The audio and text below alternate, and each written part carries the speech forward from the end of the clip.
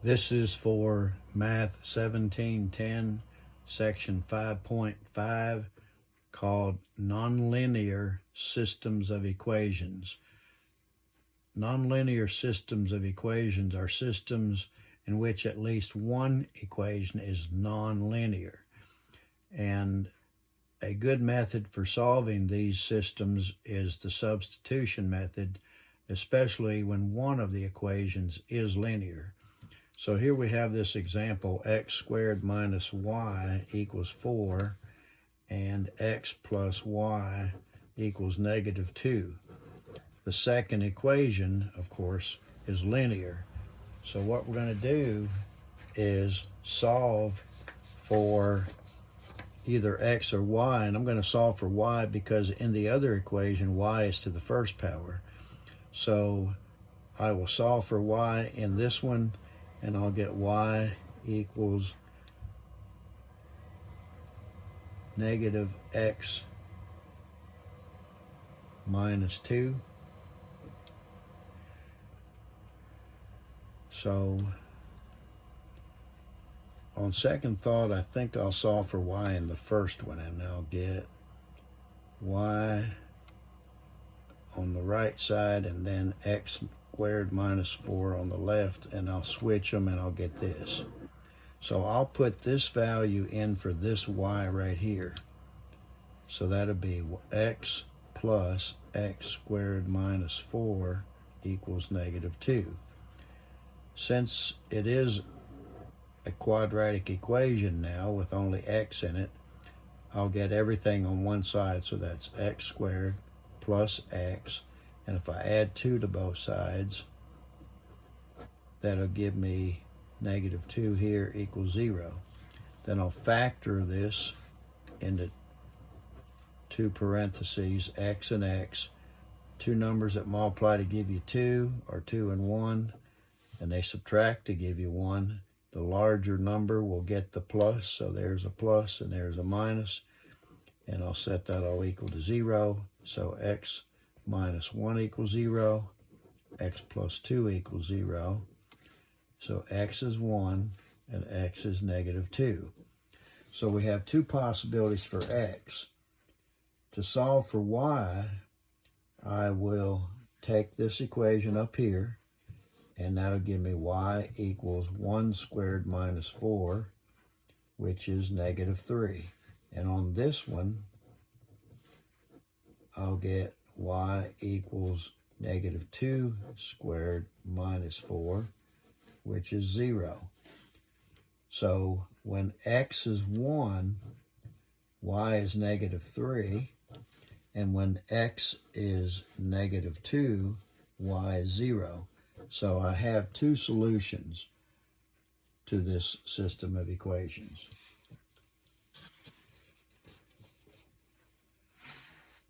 The next example of a nonlinear system is a good system for solving with the elimination method.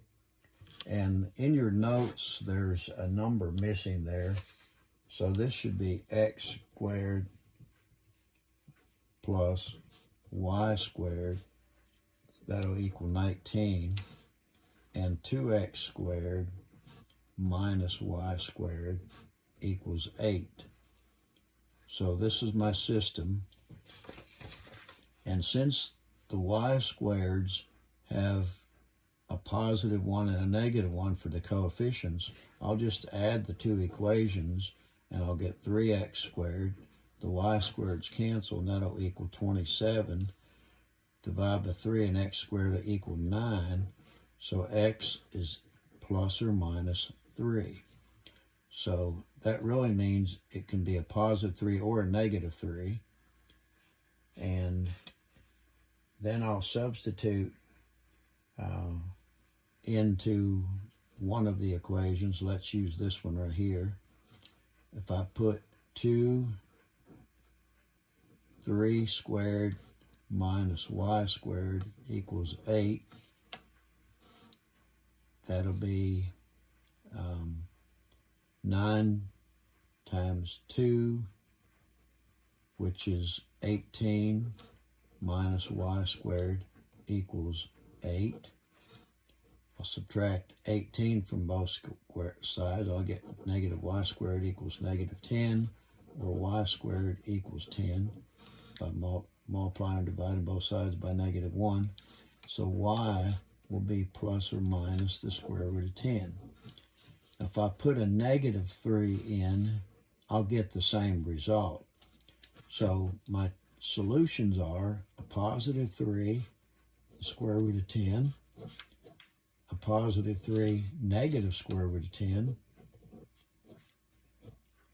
a negative 3, square root of 10, and a negative 3, negative square root of 10. So I have 4 possible solutions on this particular example. Now, on the final example, I have x squared plus y squared equals 16, and the absolute value of x plus y equals 4. This is my system. It has an absolute value equation in it. So I'm going to take this second equation and I'm going to solve for x. So the absolute value of x equals 4 minus y. To solve an absolute value equation, you split it into 2 parts. One time you have x equals the 4 minus y, and the other time you have x equals negative that expression, negative 4 minus y. So you're going to solve and split up into 2 parts like this. So now I can take this value for x or this value for x and put it in my first equation for x. So that'll give me 4 minus y, parentheses squared, plus y squared equals 16. If I square this, that's the same as taking it times itself, and then plus the y squared equals the 16. Then I'll use the FOIL method, 16 for the first terms, outside minus 4y, inside another minus 4y, and last would be y squared plus this y squared here. All that equals 16. If I subtract 16 from both sides, both the constants cancel. I can combine the y squareds and I can combine the y's. So that'll give me 2y squared minus 8y equals 0. Then I can factor out a 2y out of this expression, and I'll get y minus 4. Now I'll set each factor equal to 0. So here I get y equals 0, and here I get y equals 4. Then I can put this value back in here for x. If I get x equals 4 minus 0, so x is 4. If I put y equals 4 in there, I'll get x equals 4 minus 4, which is 0. So either y is 0 and x is 4, or x is 0 and y is 4. And if I put it into the other part of my absolute value equation, I will get the same answer.